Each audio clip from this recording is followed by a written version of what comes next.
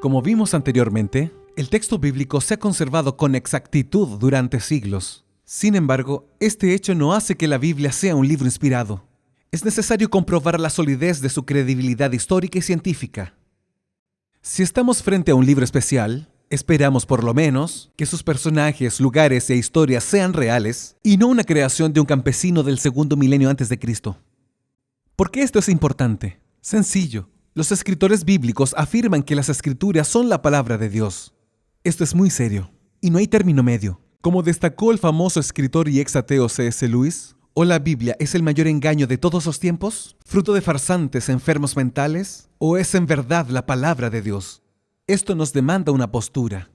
No podemos tropezar con el asunto, ponernos en pie y fingir que nada ha pasado.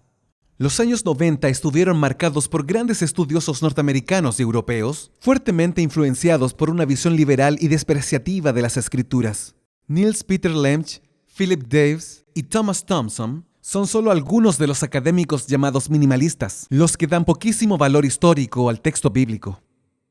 Philip Davis, de la Universidad de Sheffield, Inglaterra, ha dicho que el Antiguo Testamento debe haber sido escrito alrededor del período griego, tercer y cuarto siglo antes de Cristo, o del período romano, primer y segundo siglo antes de Cristo. No es en vano que incluso William Dever, uno de los principales arqueólogos de hoy, está luchando en contra de esta actitud displicente de estos estudiosos. Y él no tiene ninguna motivación religiosa para desafiar a esos investigadores porque es agnóstico. Se hicieron varios descubrimientos arqueológicos relacionados con la Biblia. Se estima que aproximadamente 40 personajes bíblicos tienen su historicidad confirmada por la documentación arqueológica. Este es el caso de David, del líder religioso de Israel en el tiempo de Jesús Caifás, del rey Ezequías, de Poncio Pilato, del rey Jehú, de Baruc, secretario de Jeremías, y de Herodes el Grande. Lo mismo puede decirse con respecto a los distintos lugares relacionados con la historia sagrada, que estuvieron enterrados durante miles de años y lugares inhóspitos del Medio Oriente. Algunos ejemplos son Capernaum, Jericó, el estanque de Siloé, Babilonia, Ur de los Caldeos, Nazaret y Ebla. Sir William Ramsay era un escéptico que no reconocía la historicidad de las Escrituras. Influenciado por supuestos del iluminismo presentes en la teología alemana del siglo XIX, fue a Asia Menor con el único propósito de desacreditar la geografía y la historia del libro de Hechos en el Nuevo Testamento. Sin embargo, su investigación arqueológica demostró todo lo contrario.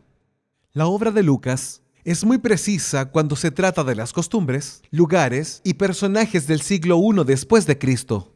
Ramsay consideró el libro de los Hechos como autoridad en materias de topografía, antigüedades y sociedad de Asia Menor, un aliado útil en excavaciones oscuras y difíciles. Además, llegó a referirse a Lucas como un historiador de primera magnitud. Aunque tengamos varias confirmaciones arqueológicas en ciudades y personajes bíblicos, estas jamás probarán lo sobrenatural. Tiene que haber un espacio para la fe. Sin embargo, al contrario de lo que muchos piensan, esta fe se basa en la evidencia. Para muchos, la ciencia y la teología bíblica son áreas excluyentes, pero cuando son debidamente comprendidas, tanto la ciencia experimental como la teología bíblica tienen mucho en común. Prueba de ello es que los primeros grandes científicos considerados como los precursores del método científico eran en su mayoría cristianos devotos. Por ejemplo, Galileo Galilei, Isaac Newton, Johannes Kepler y muchos otros, ¿no? Muchos científicos de hoy también pueden armonizar ciencia y fe. De hecho, al igual que con la arqueología, la ciencia experimental confirma muchas declaraciones bíblicas, a pesar de que la Biblia no es en realidad un libro de ciencias. Por ejemplo, la afirmación de que las estrellas son innumerables, en una época en que se pensaba que era solo unos pocos miles. La afirmación que la Tierra está suspendida en el vacío, la referencia a la presión atmosférica, nociones de salubridad, la indicación del mejor día para la circuncisión, porque como sabemos hoy en día, los porcentajes de protombina son altos en ese día. Principios dietéticos actualmente reconocidos y recomendados, y varios otros ejemplos. En su libro Razón, Ciencia y Fe, el doctor en filosofía de la Universidad de Chicago, J.D. Thomas, comenta lo siguiente. En este conflicto entre la Biblia y la ciencia, según el punto de vista popular, observamos que en verdad existe una tensión entre la Biblia y el cientificismo, la teoría en que la ciencia es el único método para el conocimiento de todo, y no una tensión entre la Biblia y la ciencia. El creador de la verdadera ciencia que motivó a los primeros científicos a desvendar las maravillas de la creación es también el Dios que inspiró a los autores bíblicos para revelar su voluntad al investigador sincero. Puede ser que el papel lo acepte todo, pero no tenemos por qué aceptarlo todo. Investigue, analice todo, examine las Escrituras y solo entonces tome su decisión. La Biblia es la palabra de Dios escrita. Debemos tener fe en su origen sobrenatural, pero Dios también ha dejado evidencias más que suficientes para llegar a la conclusión de que es un libro único en el que podemos confiar plenamente.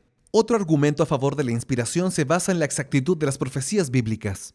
Este será el tema de nuestro próximo estudio. Nos vemos.